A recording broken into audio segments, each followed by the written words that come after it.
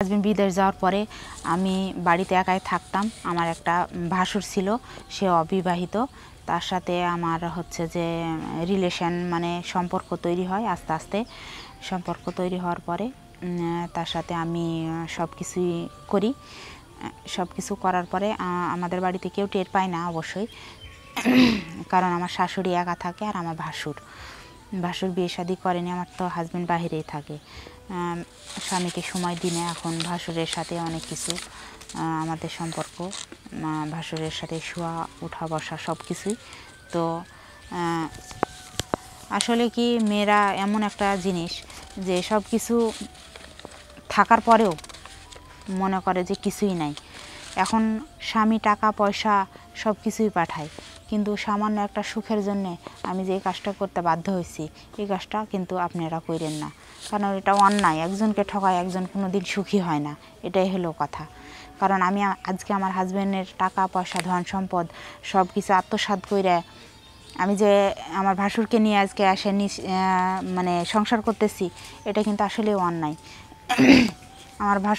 আমার স্বামী যে টাকা পয়সাগুলো পাঠাইছে সব কিছু আমার নামে নিজে ব্যাংকে রাইখা, সোনা গয়না জাগা সম্পদ সব কিছু নিজে কইরে আমি আমার ভাসুরের সাথে ঢাকা চলে আসি। ঢাকা আসার পরে হচ্ছে যে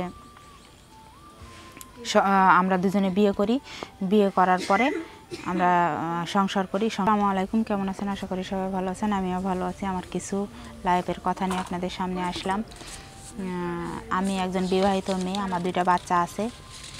আমার হাজব্যান্ড বাইরে থাকে, বাইরে সে ভালো টাকা ইনকাম করে। আমাকে সে সব টাকা পয়সা দেয়, সোনা গয়না সব কিছুই দেয়। ব্যাংক ব্যালেন্সে টাকা পয়সা আমাদের অনেক কিছুই আছে।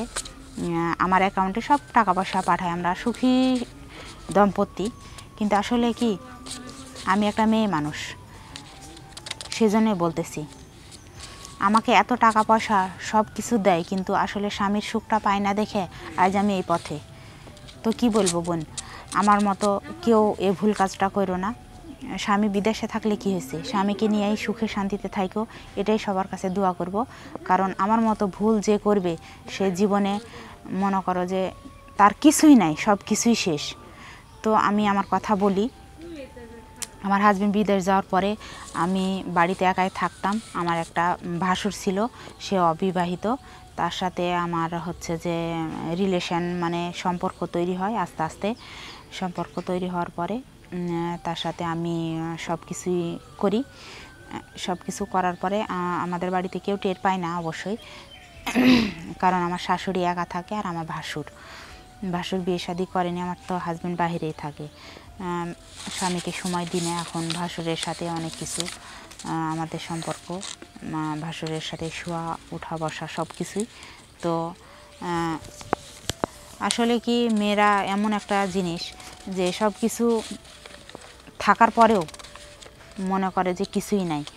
এখন স্বামী টাকা পয়সা সব কিছুই পাঠায়, কিন্তু সামান্য একটা সুখের জন্যে আমি যে এই কাজটা করতে বাধ্য হয়েছি, এই কাজটা কিন্তু আপনারা করেন না, কারণ এটা অন্যায়। একজনকে ঠকায় একজন কোনো দিন সুখী হয় না, এটাই হলো কথা। কারণ আমি আজকে আমার হাজব্যান্ডের টাকা পয়সা ধন সম্পদ সব কিছু আত্মসাৎ করে আমি যে আমার ভাসুরকে নিয়ে আজকে আসে মানে সংসার করতেছি, এটা কিন্তু আসলেও অন্যায়। আমার স্বামী যে টাকা পয়সাগুলো পাঠাইছে সব কিছু আমার নামে নিজে ব্যাংকে রাইখা, সোনা গয়না জাগা সম্পদ সব কিছু নিজে কইরে আমি আমার ভাসুরের সাথে ঢাকা চলে আসি। ঢাকা আসার পরে হচ্ছে যে আমরা দুজনে বিয়ে করি। বিয়ে করার পরে আমরা সংসার করি। সংসারের পরে আমার ভাসুর একটা কারখানাতে কাজ করে। যা টাকা পয়সা ছিল সবগুলা বসে বসে মানে খাওয়া দাওয়া করে শেষ করে দিছে। শেষ করার পরে এখন হচ্ছে যে আমাকে অনেক অত্যাচার করে, মারধর করে, টাকা পয়সা সব শেষ।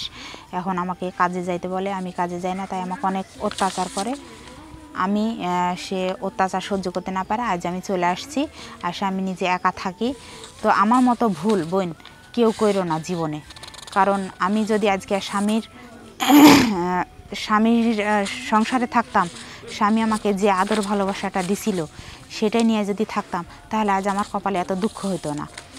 টাকা পয়সায় সুখ পাওয়া যায় না বোন, টাকা পয়সা নিয়ে কিছুই হয় না। কারণ সুখ হলো একটা মনের দিক দিয়ে। কারণ তোমাকে স্বামী টাকা পয়সা তোমার জন্য ইনকাম করতে গেছে, আজ তুমি যদি তাকে ভালোবাসা দিয়ে আগলায় রাখতে, তাহলে তোমার এই জীবনটা এরকম ছারখার হইতো না। তা আজ আমার এই জীবনটা আমি নিজেই খারাপ করছি, তো আমার ভুলের জন্য আমি একমাত্র দায়ী, আর কেউ না। তাই আমি বলতেছি, আমার মতো ভুল কেউ কইরো না বোন। স্বামী সংসার যতই কষ্ট হোক, স্বামী নিয়ে সুখে শান্তিতে থাকার চেষ্টা করো।